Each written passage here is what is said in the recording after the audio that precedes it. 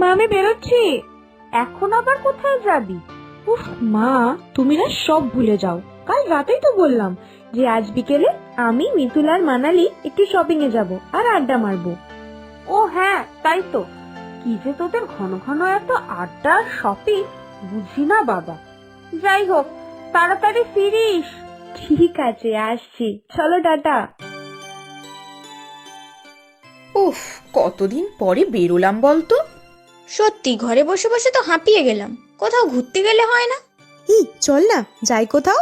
বলছি শোন না, সামনের সপ্তাহে তো আমাদের শীতের ছুটি পড়ছে। শিমুলগড়ে আমার মামার বাড়ি, যাবি সেখানে? আমার মামারা কেউ সেখানে থাকে না যদিও, সবাই বিদেশে সেটেল। তবে কানাইদা থাকে, তাই কিছু অসুবিধে হবে না। কানাইদাই বাড়ি জমি জায়গা সব দেখাশোনা করে। দারুণ জায়গা, দূরে পাহাড় জঙ্গল সব পাবি। তাহলে তো জমে ক্ষীর। কিন্তু বাড়িতে কি বলবি?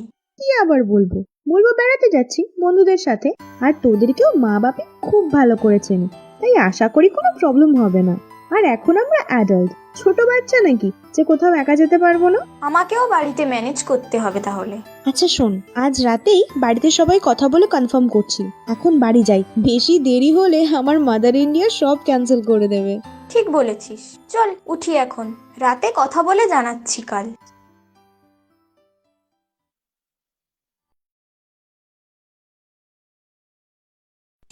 মা, মাংসটা আজ যা করেছো না, দারুণ। কি ব্যাপার বলতো, হঠাৎ এত প্রশংসা? কি মতলব? তোমার সবেতেই বেশি বাড়াবাড়ি। আরে মেয়েটা মাংস খেতে ভালোবাসে তাই বলেছে, আর চাইছে যখন আরো একটু দাও না। বাবা বলছি সামনেই তো শীতের ছুটি, তাই ভাবছি আমি, মানালি আর মিতুল বেড়াতে যাব মানালির মামার বাড়িতে। ঠিক জানতাম কোনো একটা মতলব নিশ্চয়ই আছে। না না, একা একা বেড়াতে যাওয়ার কোনো প্রশ্নই ওঠে না। একা কোথায় মা, তিনজন তো। তিনজন মেয়ে একা একা বেড়াতে যাওয়া মোটেই কোনো কাজের কথা না। দিনকাল একদম ভালো নয়। তুমি একটু চুপ করো তো। তা তোরা কোথায় যাবি ঠিক করেছিস? শিমুলগড়ে মানালির মামার বাড়িতে। খুব সুন্দর জায়গা বাবা, কানাইদা আমাদের খেয়াল রাখবে ওখানে। যাই না বাবা, কদিন ঘুরে আসি। একদম না, তুমি কিন্তু ওকে পারমিশন দেবে না। আচ্ছা আমাকে একটা কথা বলো তো, সারা জীবন কি ও তোমার আঁচলের তলায় বাঁধা থাকবে? আর তাছাড়া আর কয়েক বছর পরে ও চাকরি বাকরি করবে, তখন কি তুমি ওর পিছনে পিছনে ঘুরবে? যেতে যখন চাইছে যেতে দাও। আর মনে রাখবে, এখন থেকে ওকে একা চলতে শিখতে হবে। আর যাচ্ছে তো মানালির মামা বাড়িতে। হ্যাঁ রে মা, তুই যা, আমার কোনো আপত্তি নেই। হ্যাঁ রে, শোন না, আমার মাতৃদেবী রাজি। যদিও বাবা না থাকলে হতো না, আমার কোনো অসুবিধা নেই। আমারও অসুবিধে নেই। ওকে, তাহলে পরের শনিবার সকালে স্টেশনে দেখা হচ্ছে।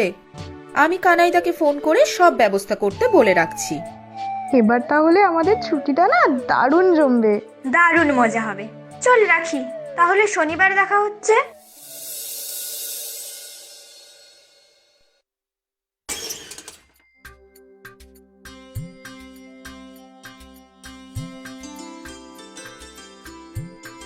কানাইদা, ও কানাইদা, কোথায় গেলে গো? আসতেছি গো, আসতেছি।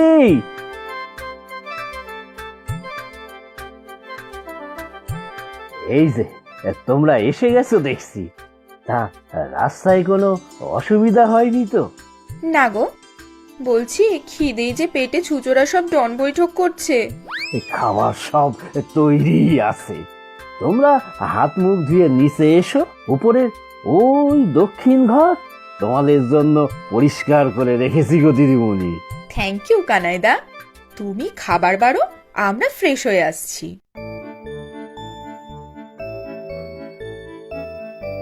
বাবা, হে তো এলাহি আয়োজন। এ তো কিছুই না, রোজ দেখবি না আরো নতুন নতুন কি কি পদ হয়।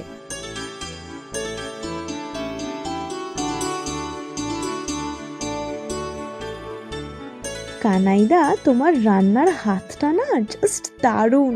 রোজ এইরকম খেয়ে কলকাতায় গেলে বাড়ির লোক যে আর চিনতে পারবে না। একা একা থাকি দিদিমণি, লোকজন এলে ভালো লাগে। কতদিন পরে তোমরা এলে বলো তো। জানিস, বাড়ির পেছন দিকে একটা পুকুর আছে,